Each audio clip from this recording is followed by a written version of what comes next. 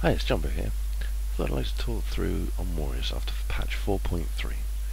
So what I'll do is I'll start off with the rotation. As far as I'm aware, Fury is one of the only classes to still have a rotation, as most nowadays have a priority order. So let's get started.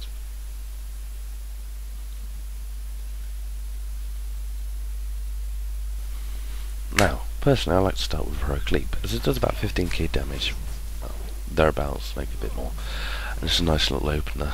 Now, as I'm leaping, I like to do a Battle Shout, as usually there is enough time.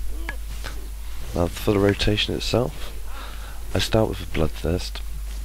I try to start with Bloodthirst. Don't always start with Bloodthirst, but I do try. You go Bloodthirst because it will set your rotation up nicely.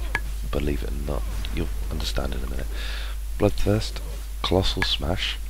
If you have a Slam proc available, use it then. If not, use Bloodthirst again because it's a 3-second cooldown, and you want to be casting each ability every 1.5 seconds. And the reason why is that it staggers it, means you don't just dump everything all at once at the very beginning. So, Bloodthirst, Colossal Smash, Slam proc if it's available. If not, Bloodthirst again. If Slam becomes available, hold off on it, do your Raging Blow, then do your Slam. Always make sure you use your Slam proc before you use your next Raging Blow. Raging Blow, not Raging Blow. Bloodthirst. I really should have these names written down, that way I won't forget. In the background now is Dragon Soul LFR, and while that's running I'll just talk to you about stats and talent trees.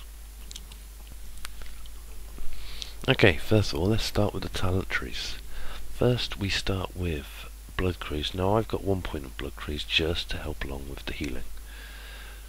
On Battle Trance I have 3 points in there, which gives a 15% chance for your next special ability to cost no rage, which is, as a Fury Warrior, very useful. You've got 2 points in Cruelty. This is to increase the critical strike chance of your Bloodthirst, which is the important one. 2 points in Executioner gives a 100% chance for your Execute to increase your melee attack speed by 5% for 9 seconds. This is really useful. Booming Voice reduces the cooldown of your Battle Shout, or any of your shouts, down to 30 seconds. It also generates an extra 10 rage. Now, this for Fury is also very useful because you'll be using it a lot. I've got 1 point in Rude Interruption because I've found that most of the more current bosses don't need any interrupts, so you're not really gaining anything from it. There are a couple of pieces where an interrupt becomes useful, and the extra damage is quite good. Piercing Howl slows down your targets by 50% for 6 seconds. Now this is quite good, except there's no real trash where that's needed to. Flurry. Flurry is a Fury Warrior's best thing. They cannot get along without it. You must have these points in here, otherwise your damage will just... you won't even get off the ground basically. Death Wish. This is another one which is a godsend to all Fury Warriors. This is where your mastery becomes viable too. So the more mastery you have, the more damage you do while Death Wish is active.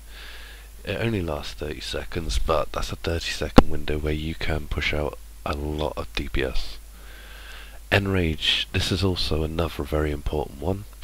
This generates your rage basically, which means that your Colossal Smash, your Raging Blow, sorry, does more damage.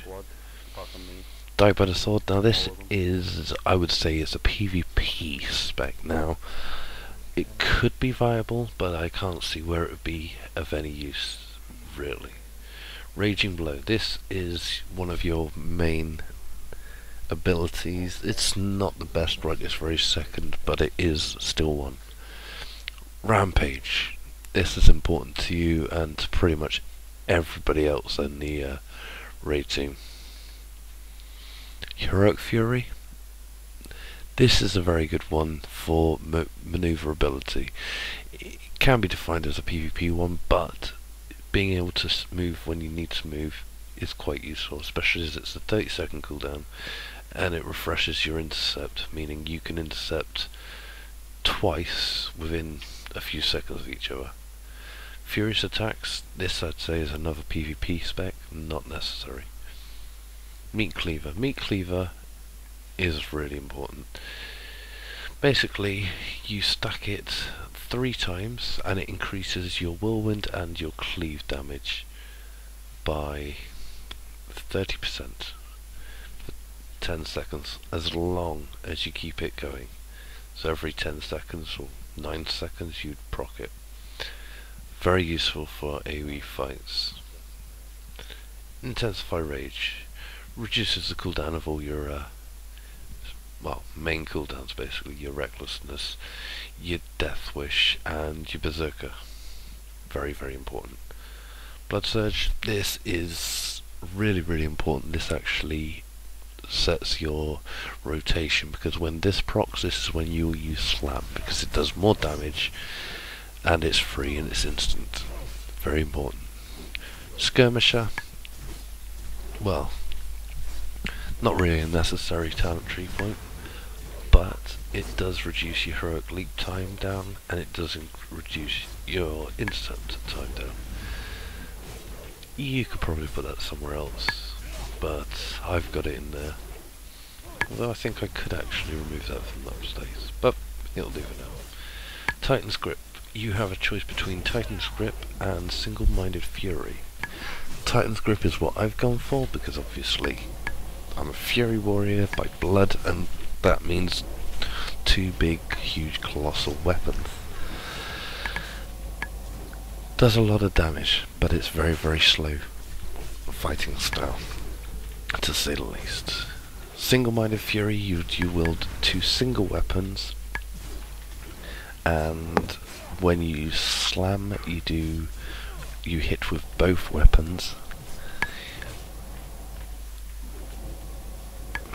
Yeah, that's pretty much it in a nutshell. It's not as good as Titan's Grip right this very second. Right, in the protection tree you've got 2 points in insights. This increases your critical strike of your heroic strike, and with the 4 set, or even 2 set, sorry, this is really viable right now. Basically it means you getting a 50%, well, I'm currently sat on 50% crit chance with heroic strike, which is really good. Okay, over into the arms tree, I've got 3 points in War Academy to increase my Raging Blow damage, and my Victory Rush and my Slam. This is very viable. I've got 2 points in Field Dressing, just meaning that I can heal a bit better and increases my survivability. And your last 3 points will go into Deep Wounds. You want 3 points in there because obviously anything which puts a dot and the damage over time is useful, especially as it does just under 50% of your weapon damage. And as I said before, your weapon damage is, as a Fury Warrior, everything. Okay, well, we've covered talent trees, we've covered glyphs, and now it's time to cover stats. And we'll start with the most important one, which is hit rating. Now, you want a minimum of 8% hits. This is so that your special attacks don't miss. Anything above this is fine, it's very good. You want to aim for about 16%. 27% is the hard cap, which at this point in time, without sacrificing any other points, it's, well, any other stats, shall we say, it's not really viable. So aim for 16% hit chance. Next one we want is expertise. Now this is a must. You want 26% expertise. It just reduces the chance of you being dodged or parried somewhat. You can't go for the hard cap. I believe the hard cap is 54%. You want crit next.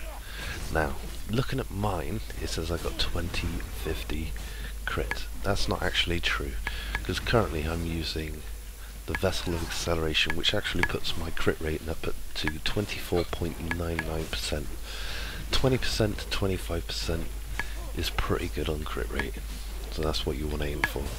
Next point is mastery, because as I've said before, mastery increases your enrage effects somewhat. It's very, very useful. And finally, you have haste. Now, haste is good if you can get 8% hit and you can get a good amount of haste. You will balance out the rage flow, so it's quite good. If you can't, it's not at the end of the world. You do tend to find that in most fights, most groups these days, you'll have a chamois, which can give you a haste buff. You get a death knight, who can also give you a haste buff, or you can get certain hunters, I believe it is, who give the haste buff. So there are ways of actually getting around that. Alright guys, this is the end of the guide. I want to say thank you for watching, and if you did enjoy it, feel free to like and subscribe. And also, just as one last thing, these weapons are amazing. You should see the tentacles that come out. They do so much damage, it's unbelievable. Anyway, have fun.